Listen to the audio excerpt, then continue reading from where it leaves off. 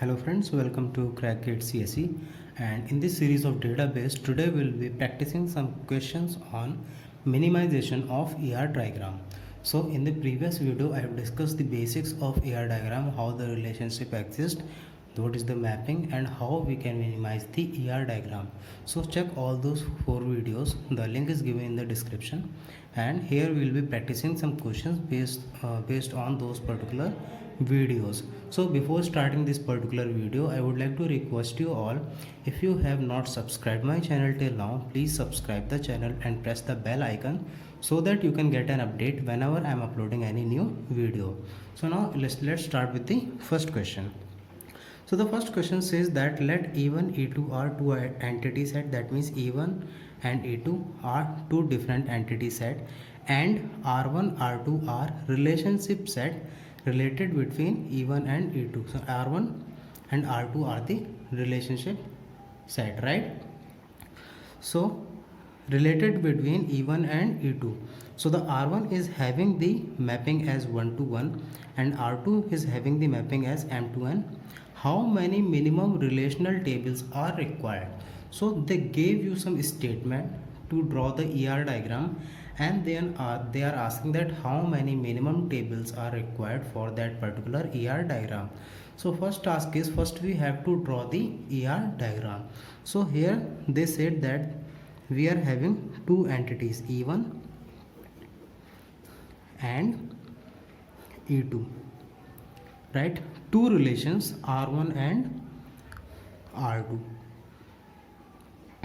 right? So I drawn these two relations, and the relationship between E1 and E2, the R1 relationship is 1 to many, that means it will be like 1 to many. The arrow is one side and without arrow it is many side, so it is 1 to many.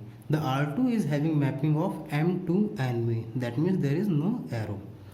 Now for this particular ER diagram we have to find out that minimum how many tables are required. So first of all, see that here I am having one to many relationship, and in the previous video I told you that if there is one to many relationship, the relationship set can be merged into the entity. That means we can merge this R1 into with this E2. So this particular, these both can form one table, right? And here you can see that this is M to N relationship. If there is any M to N relationship, that means we have to keep it separately, that means it cannot be merged with any other relationship. So how many tables are required here? One table is required for this particular combination. One is for R2, one is for this E1. That means I can say that three tables are required, right? So three tables are required. Now how many foreign keys are required? So this is all about the table. For the question the answer is 3. But if they ask that how many foreign keys are required, then for this particular R2 we need two foreign keys. One foreign key will be referencing to this E1, another foreign key will be referencing to this E2, and one more foreign key is required because we are merging this R1 into this E2. So there will be one attribute in R1 which is key of E1, so it will be referencing to this particular thing. So overall how many foreign keys are required? So 3 foreign keys are required. So I hope you get how I solved this particular question. If you're not, just wait for a while, let me solve this one also, and then you will be getting the complete idea how you can solve this, right? So in second question there are 3 entity set and 3 relationship, and the mapping is given for all the 3, right? So first I am writing for E1 and E2. E1 and E2. this E1 E2 is related with relation R1 with one to many mapping. So this is R1 with one to many mapping. R2 is related with E2 and E3. So I am taking one more entity which is E3, and R2 is related with E2 and E3 with many to one. So if it is many to one, let's say this side is many and this side is 1, right? R3 is related with between E1 and E3 with M2N relationship. So I am taking a relationship R3 between E1 and E3 with M2N. So again we have to start with one to many. So if there is any one to many relationship, we know that the table can be represented, that the table can be merged to many side. So here you can see that there is many in this one to many. So I can merge these both in one table, right? Now this is also one to many relationship. That means this R2 can also be merged with this E2. So I can merge this R2 in this particular table. So this is one table and I can merge this R2 in this table, right? So these three will form one table.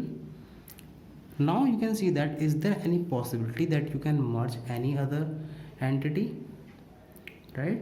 So you can see that there is no other possibility to merge because there is M2N relationship, and if there is M2N relationship you have to keep it separately like I told you here, and these has been already merged. So I can say that finally we require 4 tables here, one for this entity E1, one for the relationship, one for this E3, and one for this all the 3. So one here, second here, third here, fourth here. So total 4 tables are required. So the minimum number of tables required is 4. Now the next question is how many foreign keys are required. So for this R3 I need 2 foreign keys because it will refer to E1 and E3. Similarly for this R2 we need one foreign key which is referring to E3. Similarly here you can see that for R1 I will be taking one foreign key. So foreign key is required here, foreign key is required here, 2 foreign keys required here. So how many foreign key? 2 plus 1 plus 3. So total, 2 plus 1 plus 1 is 4. So total 4 foreign keys are required. So this is how you can solve these kind of questions.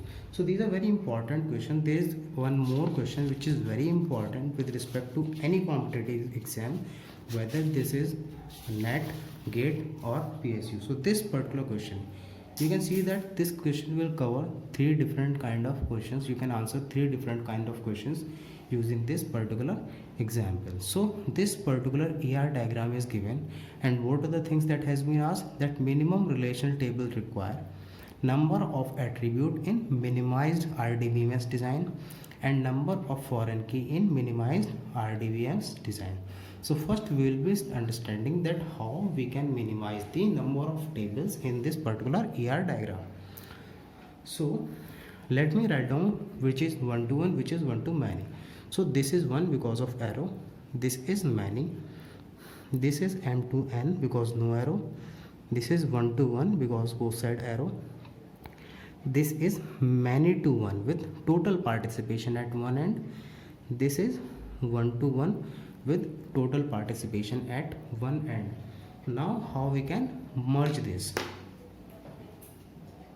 So to merge this, see, this is a one to one relationship, and I already told you that if there is any relation which is having one to one mapping with total participation on at least one end, so if there is any total participation in one to one mapping, we can combine all those into one particular table. What does it mean?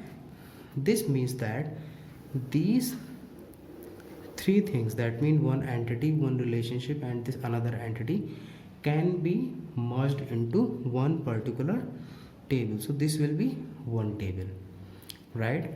Now next is one to many. So here I am having one to many, that means this R1 can be mapped with many side. Similarly here this is one to many, so this many can also map with this particular table. So this R3 will be mapped with this particular table. So combinedly this is one table now. This R4, here we can map with any side. So if there is one-to-one mapping, we can map the relationship set table on any side, right? If there is a total participation, we can merge all in one. If there is partial participation at both the end, we can merge the relation with any of the table. So let's say I am merging this particular table with above table. So this is one table, I am merging this R4 in this particular table. So how many tables are required here? See, this is one table, this is second table, this is M2N, that means separate table is required. So here also one table. So one for this, one for this, and one for this, and one for this one also. So total how many tables? 1, 2, 3, 4. So the minimum relational tables required are 4, right? Now the next question is number of attributes in minimized RDBMS design. So what is first table?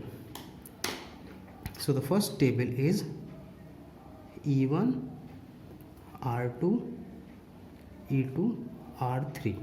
They all are in one table. What is another table? R1, E2, R4. This is another table.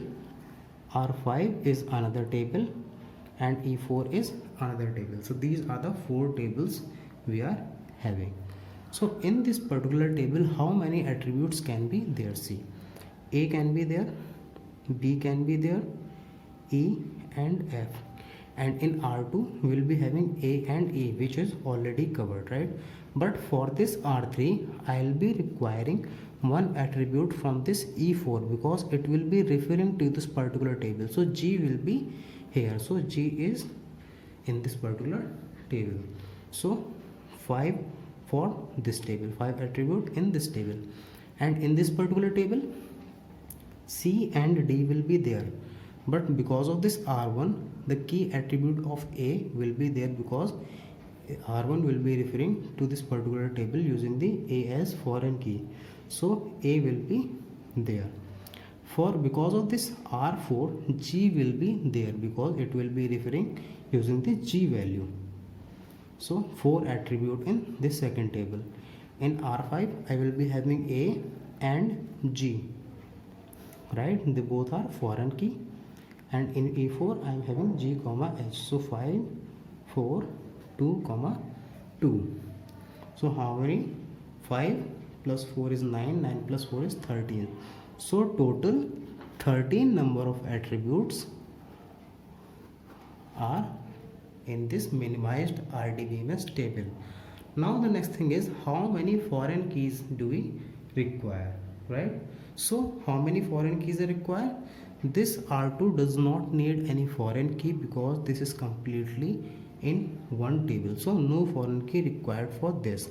But for this R3 we need one foreign key to refer the entity E4. So for this table I need one foreign key. For this R1, E2, R4 I need 2 foreign key, because 2 relations are merged in one. So this will be referring to this particular table, and this R4 will be referring to this particular table. So A and G will be working as foreign key, so 2 foreign key required here. This R5 required 2 foreign keys, one is A, one is G, to refer E1 and E4. So 2 foreign key required here. And for E4, is there any foreign key required? No foreign key required, because it is a table. So finally 2 plus 2 plus 1 is 5. So 5 foreign keys are required. So you can see that how many questions can be answered in one ER diagram. That's why ER diagram is an important topic and it can be asked in n number of times in any of the exam, whether there is GATE, NET or PSU exam. So once this ER chapter is completed, I will be coming up with few previous year GATE questions to give you a complete idea that what kind of questions can be asked. Although these three questions that I have discussed, most of the questions will be the same way I discussed you today. So if you found this particular video useful, like this video, share it with your friends, and in case you think that this is the best explanation, please mention that in your comment, because your comments, your likes are really motivating. When I saw your comments, when I see your likes, it motivates me to work more hard for you guys. So thank you very much for your support, and if you have not subscribed my channel, please subscribe the channel and press the notification icon or the bell icon to get the latest upload of the new videos. Keep supporting, keep learning. Have a great day. Best of luck.